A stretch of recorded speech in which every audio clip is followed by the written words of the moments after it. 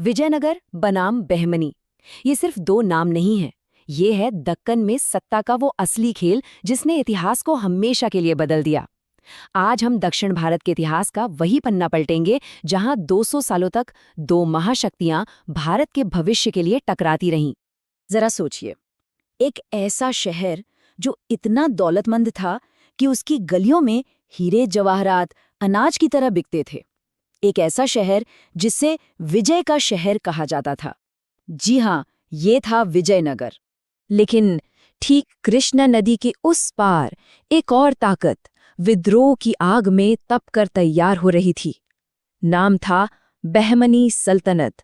पूरे 200 साल इन दो महाशक्तियों ने दक्षिण भारत की आत्मा के लिए एक लंबा संघर्ष किया, और ये वो कहानी है जिसने सही मायनों में भारत का नक्शा हमेशा के लिए बदल दिया।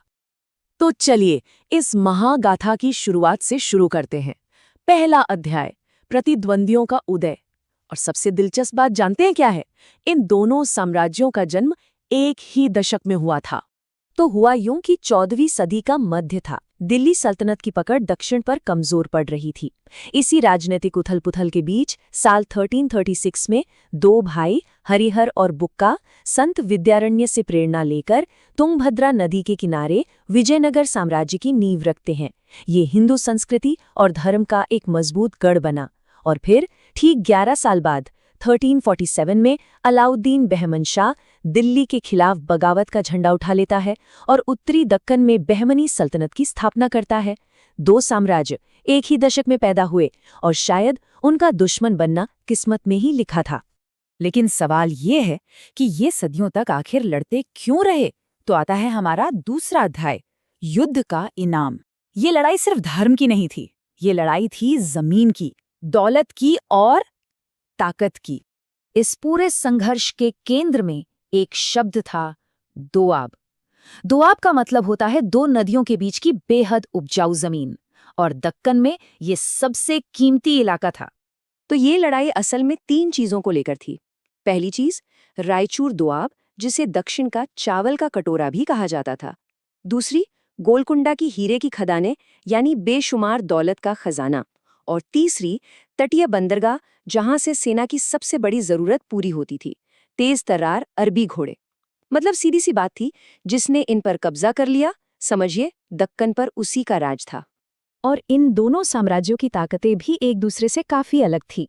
विजयनगर के पास थी एक विशाल पैदल सेना और बेहिसाब दौलत, तो बहमनी सल्तनत के पास थी बेहतर घुड़सवार सेना और फारस से लाई गई तोपें और बारूद।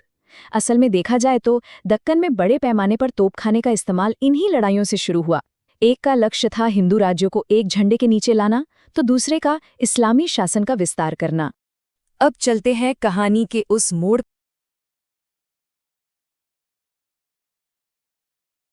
पर जब एक साम्राज्य अपने शिखर पर पहुंच गया। तीसरा अध्याय, विजय का शहर, कृष्णदेवराय का स्वर्ण युग। देखिए, हर साम्राज्य का एक नायक होता है। विजयनगर के लिए वो नायक थे कृष्णदेवराय। 1509 से जब उनका शासन शुरू हुआ, साम्राज्य अपनी बुलंदियों पर पहुंच गया। वो सिर्फ एक महान योद्धा नहीं थे जिन्होंने बीजापुर के सुल्तान को हराकर रायचूर दोआब पर कब्जा किया, बल्कि वो कला और साहित्य के भी बहुत बड़े संरक्षक थे। तभी तो उन्हें आंध्र भोज की उपाधि मिली। आज हम्पी में जो विठल मंदिर है, वो अद्भुत निर्माण उन्हीं की देन है। इतना ही नहीं, उन्होंने पुर्तगालियों से संधि करके घोड़ों के व्यापार पर भी अपना एक अधिकार जमा लिया था। कृष्णदेवराय के राज में हम्पी एक वर्ल्ड क्लास ट्रेड हब बन चुका था। यहाँ पुर्तगाली, फारसी और यहाँ तक कि चीन से भी व्यापारी कारोबार करने आते थे। ये सचमुच एक सोने की नगरी थी।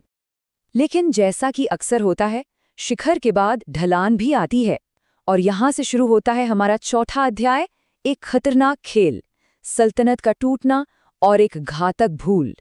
इस बीच हुआ ये कि बहमनी सल्तनत अंदरूनी कलह और आपसी झगड़ों की वजह से 5 छोटी-छोटी सल्तनतों में बिखर गई थी: बीजापुर, अहमदनगर, गोलकुंडा, बीदर और बरार। कृष्णदेवराय के बाद विजयनगर की कमान आई राम राय के हाथों में। राम राय एक बहुत ही चतुर रणनीतिकार थे। उन्होंने इन 5 सुल्तानों को शतरंज के मोहरों की तरह एक दूसरे के खिलाफ इस्तेमाल करना शुरू कर दिया। लेकिन कहते हैं ना, कभी कभी आप कोई खेल इतना अच्छा खेल जाते हैं कि वो उल्टा पड़ जाता है। राम राय के साथ भी कुछ ऐसा ही हुआ।